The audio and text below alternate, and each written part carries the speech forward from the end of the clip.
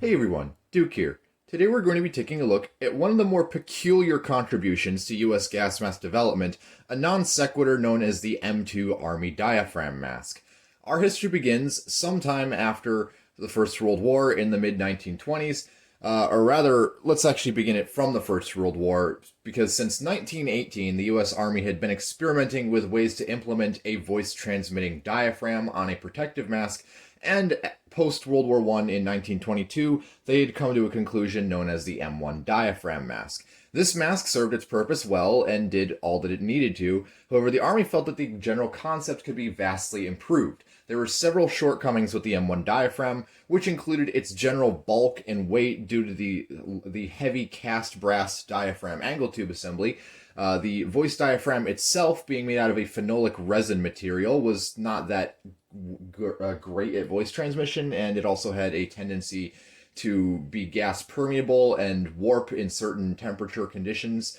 And also the eyepieces, due to the expansion of the M1 service facepiece to accommodate this diaphragm, it had a tendency to have the eyepieces sort of jut out at the sky and have a very poor field of view. So beginning in the mid-1920s, the U.S. Army was beginning to experiment with various ways to improve the M1 facepiece and improve the diaphragms themselves. They began a program with the E3 series prototypes beginning sometime around 1925, probably a little bit earlier, in fact, which essentially did away with the cast diaphragm concept and went for a more unconventional stamped voice diaphragm assembly. The voice diaphragm material itself was changed vastly, and they were working on various materials and ways to improve it. They even went as far as to set up testing apparatus to monitor the various changes and quality improvements in the variety of voice diaphragm materials they were intending to apply to these masks. There were several shortcomings with the design they were working on. They were running into several issues with the brazed on deflectors, either not sealing with a hose, or they were getting in the way too much, the hose is falling off. The problem of the voice diaphragm as well persisted, with diaphragms either being too gas permeable or chattering, as it's known, where the voice would come through very buzzy. And I've actually tested the M2, and it does seem to suffer from this problem still, although this may be age-related in all honesty.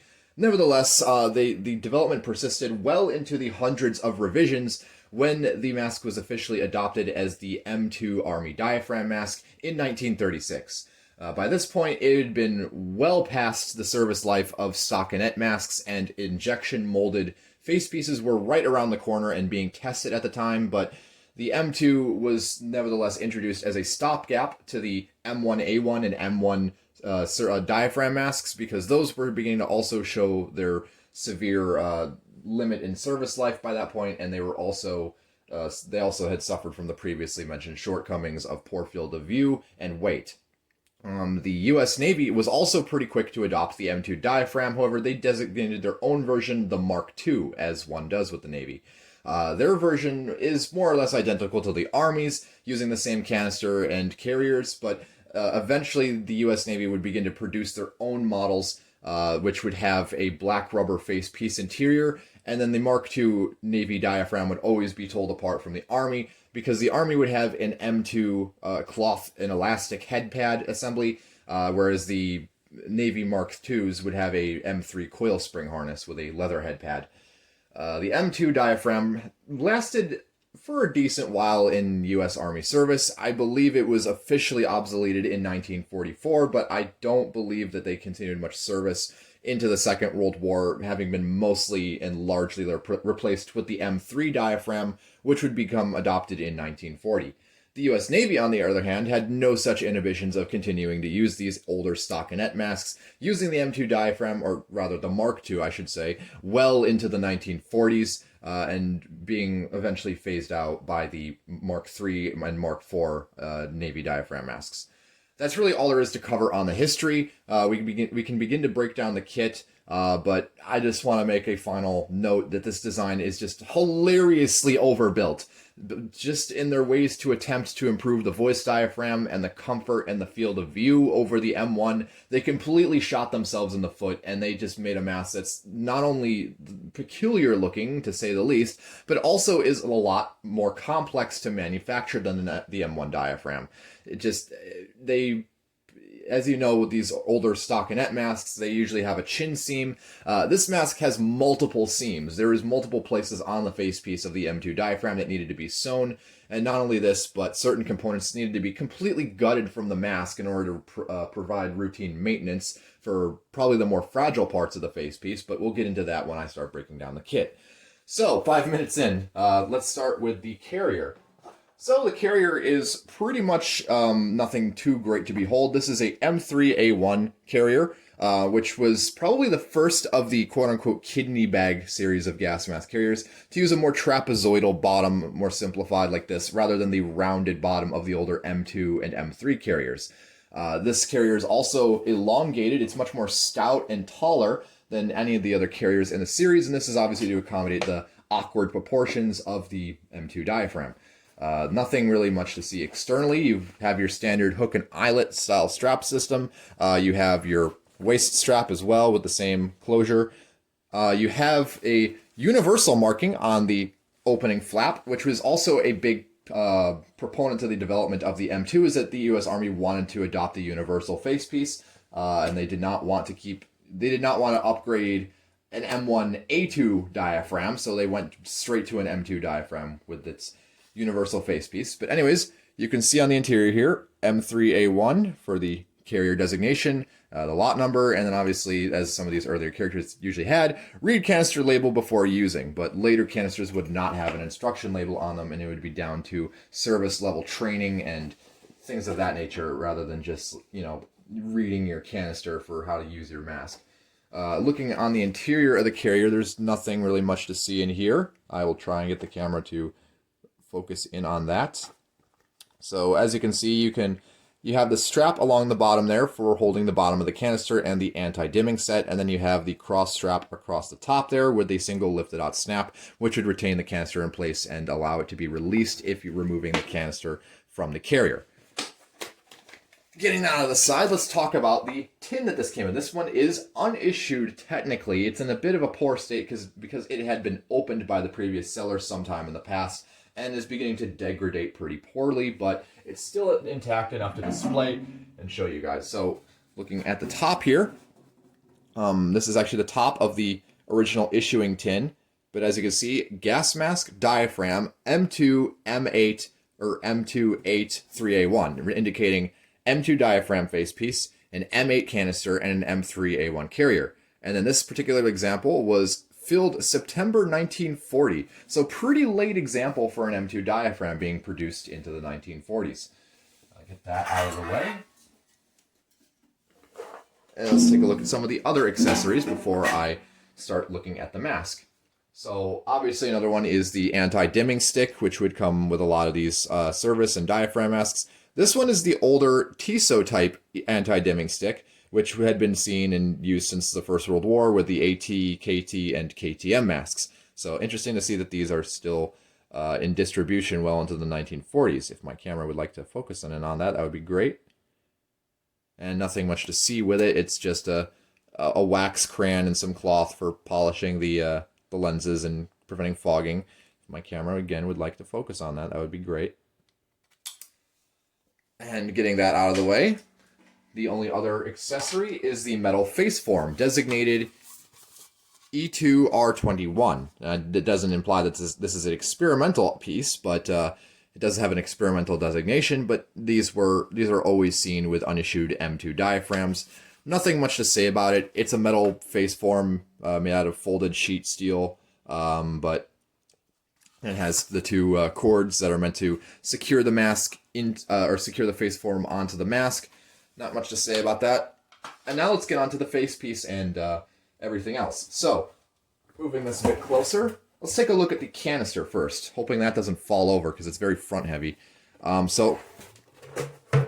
Just jinxed myself. We'll just leave you down here. Why don't we do that? So here's the canister. As you can see, it is designated the M8, and this is two canisters before the common M9 and M9A1. Or actually, no, the M9A1 and the M9A2 canisters would be the most commonly seen service canisters throughout the Second World War, but there was a variety of intermediate canisters tested and fielded throughout the interwar period, and this is obviously one of them. You pretty much only see the M8 canisters with the M2 diaphragm, so very interesting how specific masks got specific canisters as they were developed. And then you have obviously the instruction label telling you don't use it in a fire, don't use for carbon monoxide, don't use where oxygen is deficient. Pretty typical stuff.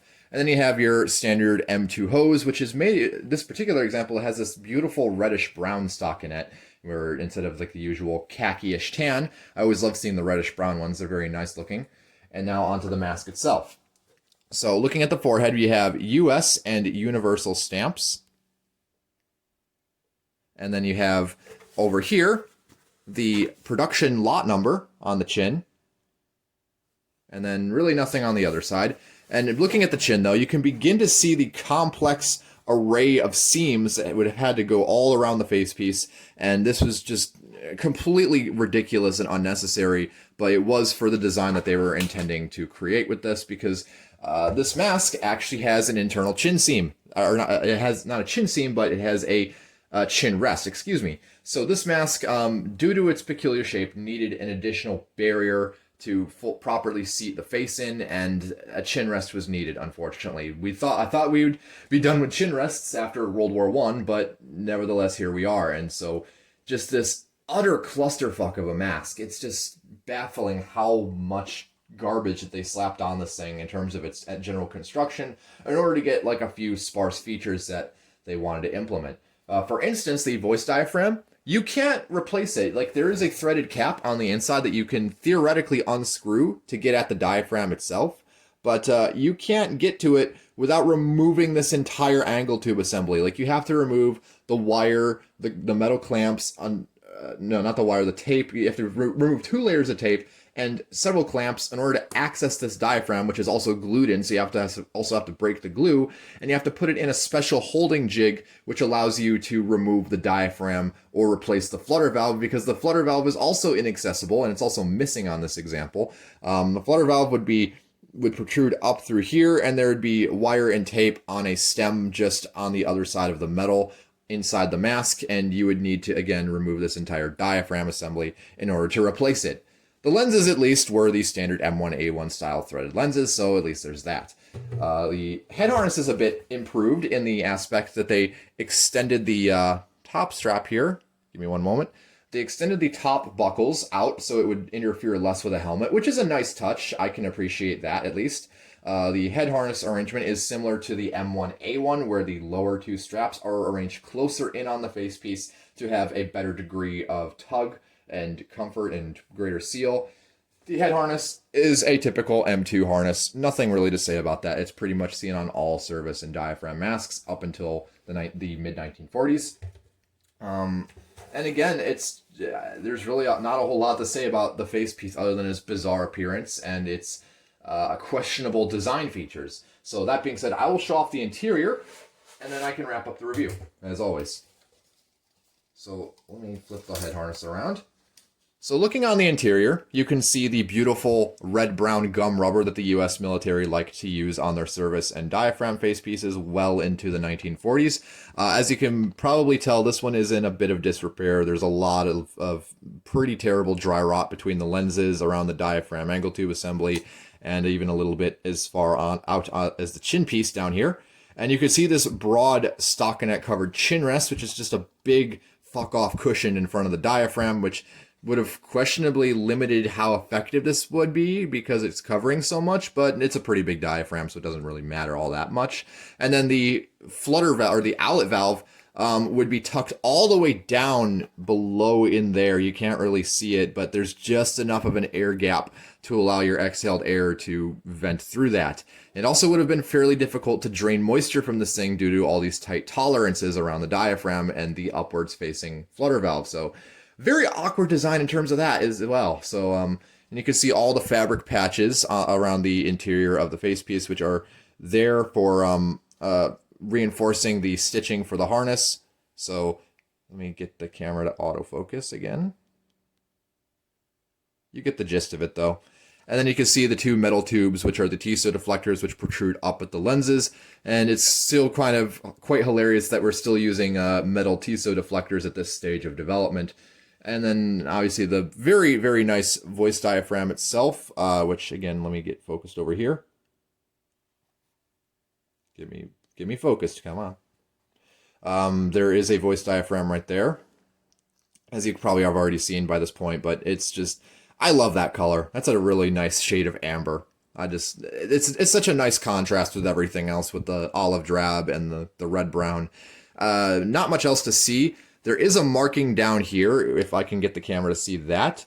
If you can look closely, that says Tyer, T-Y-E-R, and that is actually a rubber company that existed on somewhere, what was the address? It was like 30 Railroad Street in Anderson. I don't quite remember, but it was a very obscure tire company that made this particular face piece, as opposed to someplace like Goodyear or Goodrich or one of the others. It probably was obviously assembled at at Edgewood Arsenal. I'm tripping over my words today, but this particular, as development or production typically went for U.S. service masks and diaphragm, or just U.S. masks in general, the face piece and the hardware was made by an array of companies and assembled at one government plant. Anyways, before I kind of mumble for the camera any further, that's really all I have to show with this design. If you have any questions that I hadn't covered about anything, feel free to drop them in the comments as always. And if you have any comments, questions, corrections, or concerns, you know where to leave them. I already said I am Duke, and I will see you all later.